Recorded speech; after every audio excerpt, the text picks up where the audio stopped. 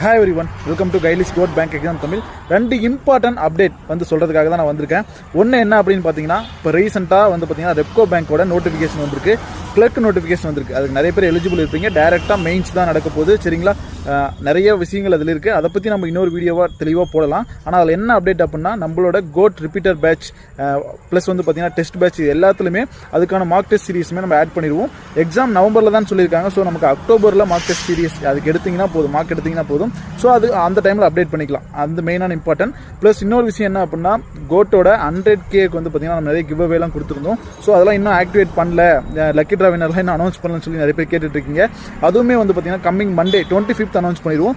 IBPS PO prelims முடிஞ்சதுக்கப்புறம் announce பண்ணிக்கலாம். ஏன் அப்படின்னா, இப்போ ப்ரிலிம்ஸ் ஓரியன்டாக ப்ராக்டிஸ் பண்ணிட்டு இருக்கீங்க. நமக்கு அதில் மெயின்ஸுக்கு தான் நிறைய இம்பார்ட்டன்ஸ் கொடுத்து ருத்ரா புக்காக இருக்கட்டும், குவிசஸ்லாம் இருக்கட்டும், நிறைய வச்சிருக்கோம். ஸோ அதில் பார்ட்டிசிபேட் பண்ண எல்லாருக்குமே பெனிஃபிட்ஸ் இருக்குது. கண்டிப்பாக மண்டே அனௌன்ஸ் பண்ணிடுவோம். எக்ஸாம்ஸ்க்கு ப்ரிப்பேர் பண்ணிட்டு இருங்க. All the best all.